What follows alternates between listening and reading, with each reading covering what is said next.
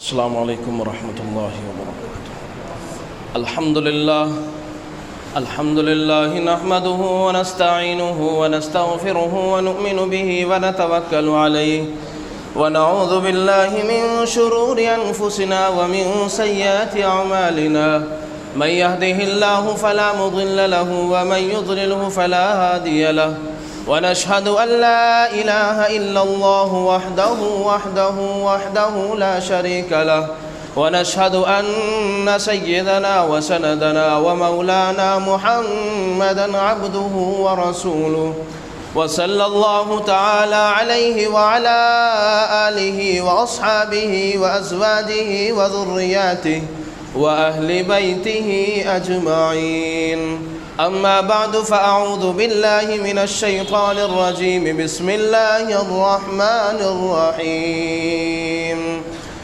إنما يعمر مساجد الله من آمن بالله واليوم الآخر وأقام الصلاة وآتى الزكاة ولم يخش إلا الله.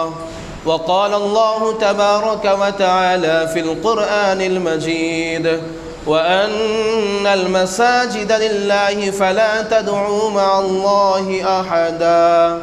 قال النبي صلى الله عليه وسلم: أحب البلاد إلى الله مساجدها وأبغض البلاد إلى الله أسواقها. صدق الله مولانا العلي العظيم وصدق رسوله النبي الكريم، ونحن على ذلك لمن الشاهدين والشاكرين والحمد لله رب العالمين. مسجد تو بنا دی شب بھر میں ایمان کی حرارت والوں نے، مسجد تو بنا دی شب بھر میں ایمان کی حرارت والوں نے. من اپنا پرانا پاپی تھا برسوں میں نمازی بن نہ سکا. معزز علماء اکرام، طلبہ اعزام، بزرگان محترم، میرے دینی اور ایمانی بھائیوں، نوجوان ساتھیوں، پیارے بچوں، گھروں کے اندر سماعت فرمانے والی پردہ نشین خواتین امت، آج آپ لوگوں کے سامنے جس موضوع کو لے کر کے حاضر ہوا ہوں، بڑا اہم موضوع ہے، بڑا اہم ٹاپک ہے. بات کرنی ہے مساجد کی اہمیت کی. مساجد کی اہمیت ہر زمانے کے اندر، ہر دور کے اندر، ہر وقت کے اندر بہت اہم رہی ہے. اس کا مقام، اس کا مرتبہ، اس کی رفعتیں، اس کی بلندیاں ہر وقت کے اندر بلند رہی ہیں. لیکن اس دور کے اندر جو یہ دور چل رہا ہے، اس کی اہمیت زیادہ بڑھ جاتی ہے. اس کی اہمیت ہمارے دلوں میں آنی چاہیے، اس کی عظمتیں ہمارے دلوں کے اندر بیٹھنی چاہیے. آج ہماری مسجدیں ویران ہیں، نمازیوں سے خالی ہیں. آج ہماری مساجدوں کے اندر کوئی آبادی کی محنتیں نہیں ہو رہی ہیں کہ اللہ کے گھر کو کس طرح سے آباد کیا جائے. اللہ تبارک و تعالیٰ نے اتنا پیارا گھر عطا فرمایا ہے، اتنا مقدس، پوتر اور پیارا گھر اللہ نے عطا فرمایا. آقا کریم رؤوف الرحیم جناب رسول اللہ صلی اللہ تعالی علیہ وسلم کا ایک فرمان امام مسلم رحمۃ اللہ تعالی علیہ صحیح مسلم کے اندر نقل فرماتے ہیں. فرمایا: آقائے نامدار، فخر موجودات، احمد مجتبیٰ، محمد مصطفیٰ، کالی کملی والے، مدینے کے آقا، فاطمہ کے والد، آمنہ کا دلارا، عبد المطلب کا پیارا، نبیوں کا امام، ہمارا سردار، شہنشاہ کونین، سید الثقلین، امام القبلتین، نبی الحرمین، شافی اعظم، امام الانبیاء، جناب رسول اللہ صلی اللہ علیہ وسلم نے ارشاد فرمایا: احب البلاد الی اللہ مساجدها. روئے زمین کے اوپر اگر کوئی معزز جگہ ہے، روئے زمین کے اوپر اگر اللہ کے نزدیک اگر پیاری جگہ ہے، روئے زمین کے اوپر اگر سب سے مقدس جگہیں اگر ہیں تو وہ اللہ کے گھر مساجدیں ہیں. اگر روئے زمین کے اوپر سب سے زیادہ مبغوض جگہ ہے تو فرمایا اللہ کے نبی علیہ السلام نے یہ بازار ہے، مسجدوں کا مقدس فرمانا، مسجدوں کی نسبت اللہ تعالیٰ کا اپنی طرف کرنا اس بات کو بلند کر دیتا ہے۔ اگر کسی بندے کے بارے میں معلوم کرنا ہے اس کا تعلق کس سے ہے، فلاں خاندان سے ہے، کس کاسٹ سے تعلق رکھتا ہے، کس حیثیت کا مالک ہے، کس مقام پر ہے، کس طرح کی جاب کرتا ہے، کس طرح کا پیسہ رکھتا ہے، کس مقام کے اعتبار سے اس کو پہچانا جائے گا، بتایا جائے گا فلاں بندہ ہے، فلاں خاندان سے تعلق ہے۔ اور دنیا کے اندر آدمی کا حسب اور نسب اور تعلق انسان کو بڑا بنا دیتا ہے۔ چنانچہ کسی بندے کا تعلق کسی بڑا پروفیسر سے ہے، کسی بڑے آدمی سے ہے، اس کی نسبت جب بڑے کی طرف ہوتی ہے، مقام اس کا، اس کی عظمت، اس کی بلندی، اس کی رفعت اور اس کے مقام اور مرتبے کو لوگوں کے درمیان میں بڑھا دیا جاتا ہے، اس کو عزتیں دی جاتی ہیں، اس کی رسپیکٹ کی جاتی ہے، اس کو مقام دیا جاتا ہے، اس کی لوگوں کے دلوں کے اندر عظمتیں ہوتی ہیں۔ لیکن یہی گھر، یہی زمینیں، وہ حصے جو اللہ کے گھر کے لیے استعمال ہوتے ہیں، جب اللہ کی طرف جاتی ہے، جب ان کی نسبتیں رب العالمین کی طرف پہنچتی ہیں، جب اس کی نسبتیں تمام جہان کے کائنات اور خالق کے موجودات کی طرف پہنچتی ہے، جب ان کی نسبتیں رب العالمین کی طرف جاتی ہیں، قرآن مجید میں اللہ تعالیٰ فرماتا ہے وَأَنَّ الْمَسَاجِدَ لِلَّهِ فَلَا تَدْعُوا مَعَ اللَّهِ أَحَدًا، بے شک یہ سو مساجدیں ہیں، بے شک یہ جو اللہ کے گھر ہے یہ اللہ کے لیے ہے، یہ مساجدیں اللہ کے لیے ہے۔ فَلَا تَدْعُوا مَعَ اللَّهِ أَحَدًا، اللہ کے ساتھ میں تم کسی غیر کو نہ پکارو، اس لیے کہ اللہ تبارک و تعالیٰ کے گھر یہ مساجد ہیں۔ اگر اللہ تعالیٰ کے گھر کی عظمت اور اس کی رفعت اگر اللہ بیان نہ فرماتا تو بات ہضم ہو جاتی، لیکن قرآن نے بیان فرما دیا یہ مسجد اللہ کا گھر ہے، یہ مسجدیں اللہ تعالیٰ سے تعلق رکھتی ہیں۔ چنانچہ یہاں پر ایک بات میں بتاتا چلوں، جب اللہ تبارک و تعالیٰ نے اس زمین کو پھیلانا شروع کیا، اللہ تعالیٰ نے سب سے پہلے اس جگہ سے پھیلایا جہاں آج بیت اللہ ہے۔ یہاں سے ایک بلبلہ اٹھا، پانی کے بلبلے نے بلبلانا شروع کیا، اللہ تعالیٰ نے اس زمین کو پھیلانا شروع کیا، یہ زمین پھیلتی چلی گئی، یہ زمین وسیع ہوتی چلی گئی، اس کی توسیع اللہ تعالیٰ کرتا چلا گیا، یہ زمین پھیلتی چلی گئی۔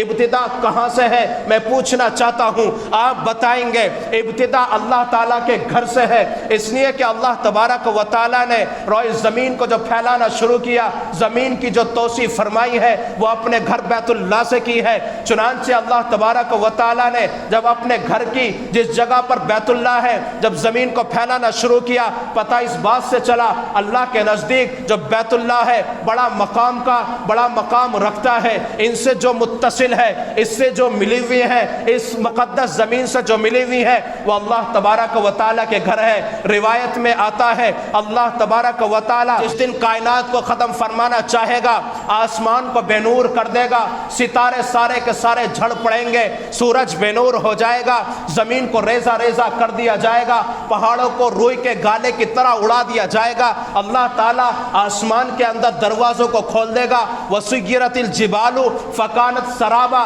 جب یہ پہاڑ چلنے لگیں گے یہ ریزہ ریزہ اللہ تعالیٰ فرما دے گا۔ اِذَا السَّمَاءُ انْفَطَرَتْ، جب آسمان کو پھاڑ دے گا یہ آسمان پھٹ جائے گا، جب قبروں سے انسان نکلنا شروع ہو جائیں گے، جب اللہ تبارک و تعالیٰ وہ ماں کے جو حاملہ ہوگی اس کے حمل کو جن دے گا، اس کا حمل باہر آ جائے گا، وقت سے پہلے حمل کو جن دے گی۔ وہ عورت جو اپنے بچے کو دودھ پلا رہی ہوگی، دودھ پیتے بچے کو بھول جائے گی۔ وہ آدمی جو نشے کی حالت کے اندر ہوگا اس کے اوپر نشہ نہیں ہوگا بلکہ مدہوشی کا عالم ہوگا اس کے اوپر، کہ جس دن اللہ تبارک و تعالیٰ ایسا وقت بنائے گا، ایسے حالات پیدا ہو جائیں گے، ایسے عجیب و غریب حالات ہمارے سامنے آئیں گے کہ جس دن سورج مشرق کے بجائے مغرب سے نکلے گا اس دن قیامت برپا ہو جائے گی۔ فرمایا کہ اس دن اس روئے زمین کے اوپر جو اللہ تعالیٰ کے گھر ہے ان زمینوں کو اللہ تبارک و تعالیٰ بیت اللہ سے ملا دے گا، اور یہ ساری کی ساری زمینیں مسجد بیت اللہ ہیں۔ مسجدیں جتنے بھی حصے ہیں یہ سارے کے سارے اللہ تبارک و تعالیٰ اگر کسی سے ملائے گا تو وہ جنت کے ٹکڑوں سے ملا دے گا۔ مسجد کی اہمیت اللہ کے نزدیک کتنی ہے آپ جانتے ہیں۔ اللہ کے نبی صلی اللہ علیہ وسلم نے جب مدینہ منورہ کے لیے آپ نے رخت سفر باندھا، آپ علیہ الصلاۃ والسلام نے مکہ سے مدینہ منورہ ہجرت فرمائی۔ راستے میں آتے آتے مقام قباء پڑا ہے، آپ نے وہاں پہ ایک مسجد کی تعمیر فرمائی ہے۔ اللہ کے نبی علیہ السلام نے وہاں تقریباً 14 دن قیام فرمایا، ایک مسجد قباء کے نام سے مسجد تعمیر فرمائی۔ آپ نے آگے سفر شروع کیا، مدینہ پہنچے، سب سے پہلے صحابہ سے کہا کہ یہاں پر مسجد تعمیر ہوگی۔ حالانکہ صحابہ جو مکے سے آئے تھے گھر چھوڑ کر آئے، بیوی بچوں کو چھوڑ کر آئے، زمین چھوڑی، جائیداد چھوڑی، مال چھوڑا، کاروبار چھوڑا، بزنس چھوڑی، تجارت چھوڑی، خاندان چھوڑا، کنبہ چھوڑا، سب چیزوں کو چھوڑنے کے بعد میں سب سے پہلے اگر کسی کی تعمیر ہے تو وہ مسجد نبوی کی ہے۔ زمین خریدی گئی، نبی علیہ الصلاۃ والسلام نے بنفس نفیس اس کے اندر پتھر اٹھا کر کے لائے ہیں۔ صحابہ نے بھی مسجد کو تعمیر کیا، نبی صلی اللہ علیہ وسلم نے سب سے پہلے مسجد کی تعمیر کی ہے۔ اسلام کے اندر مسجد کا مقام و مرتبہ کیا ہے؟ یہی مساجدیں ہیں جو ہم نے تعمیر کر رکھی ہیں، لیکن صرف تعمیر کی ہے، ان کو آباد کون کرے گا اس کی فکر کرنی ہے۔ مسجد کے اندر 400 گز کی مسجد، 500 گز کی مسجدیں ہیں، 300 گز، 250 گز، 200 گز، 150 گز، 100 گزوں کے اندر مسجدیں بنی پڑی ہیں، لیکن نمازی کتنے ہیں؟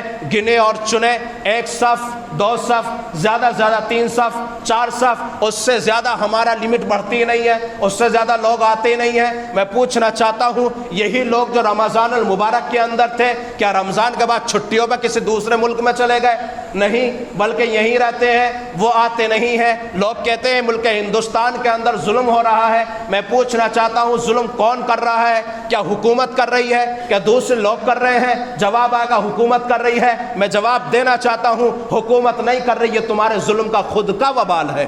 وما اصابکم من مصیبت فبما کسبت ایدیکم ویعفو عن کثیر، تمہارے اوپر جو حالات آتے ہیں یہ تمہارے کرتوتوں کا نتیجہ ہے۔ آقا کریم رؤوف الرحیم صلی اللہ علیہ وسلم نے ارشاد فرمایا، بندے کے اعمال زمین سے آسمان پر چڑھتے ہیں، اللہ تعالیٰ فیصلے اوپر سے فرماتا ہے، اعمال کو دیکھنے کے بعد میں جیسے اعمال ہوں گے اللہ ویسے فیصلے فرمائے گا۔ آج میں اور آپ ظلم بھی ہو رہا ہے، فجر کی نماز میں سو بھی رہے ہیں، مجھے اور آپ کو تکلیف بھی ہو رہی ہے، اور آج ہم لوگ پریشان بھی ہوتے جا رہے ہیں۔ کیا کبھی غور و فکر کیا کہ مسجد کی آبادی کی محنت ہو، مسجد کو آباد کرنے کے لیے اس کی فضا بنائی جائے، مسجد کو کیسے آباد کیا جائے؟ سب سے اہم جو مسجد کو آباد کیا جاتا ہے وہ کیا جاتا ہے اللہ تعالیٰ کی عبادت سے۔ لہٰذا آپ لوگوں سے عاجزانہ درخواست ہے کہ آپ اللہ تبارک و تعالیٰ کے گھر کو آباد کریں، اللہ تعالیٰ کو ناراض نہ کریں۔ اللہ جب ناراض ہوتا ہے تو پھر ظالموں کو مسلط کر دیتا ہے۔ اللہ تعالیٰ ہم سے ناراض ہے، اللہ تعالیٰ ہم سے ناراض ہے، اللہ کو راضی کرنے کی ضرورت ہے، اللہ کے گھروں کو تعمیر کرنے کی ضرورت ہے، اللہ تبارک و تعالیٰ کے گھروں کو بنانے کی ضرورت ہے۔ کس طرح سے اللہ کے گھروں کو بنایا جائے، کس طرح سے اس کے اندر حصہ لیا جائے، ان تمام باتوں کی ہم سب کو ضرورت ہے۔ جیسے مسجد کو آباد کرنے کے نماز کے اعتبار سے، ویسے ہی ہمیں اپنے بچوں کو تعلیم کے اعتبار سے قرآنی تعلیم دی جائے، ان کو دین کے بارے میں بتایا جائے، قرآن پڑھنا سکھایا جائے، صحیح طور پر ان کو دین کی لائن سے ان کو سمجھانا چاہیے۔ لوگ گھر میں سمجھائیں، مساجدوں کے اندر سمجھائیں، اور دین کا مرکز مراکز کو جو مساجد کو بنانا ہے وہ دین کا مرکز مساجدوں کو بنانا ہے۔ چنانچہ نبی صلی اللہ علیہ وسلم نے مسجد نبوی کو مرکز بنایا ہے، اور ہر اعتبار سے اس کے اندر محنت کی ہے۔ انشاءاللہ ہمیں بھی کرنی ہے، کریں گے انشاءاللہ۔ انشاءاللہ نمازیں نہیں چھوڑنی۔ جو مسجدیں آج ویران پڑی ہوئی ہیں نا فجر کی نماز میں، 1 صف 2 صف 1.5 صفحہ ہو رہی ہیں، اس کی فکر بنائیں، فکر کریں کتنی دیر نماز میں لگتی ہے۔ نماز پڑھ کے پھر سو جائیں، 10 بجے تک سوئیں یا ظہر تک سوئیں، جب تک صاحب سوتے رہیں لیکن نماز میں اٹھ جائیں۔ خدا کے واسطے ایسا نہ کریں، اللہ تعالیٰ ناراض ہے، سخت ناراض ہے۔ اللہ جب ناراض ہوتا ہے سب سے پہلے سجدہ چھین لیتا ہے، ٹھیک ہے؟ اس لیے اللہ تبارک و تعالیٰ کو راضی کرنے کی فضا بنائیں، اللہ تبارک و تعالیٰ سے پکی اور سچی توبہ کریں، تاکہ اللہ تبارک و تعالیٰ ہم سب سے راضی ہو جائے۔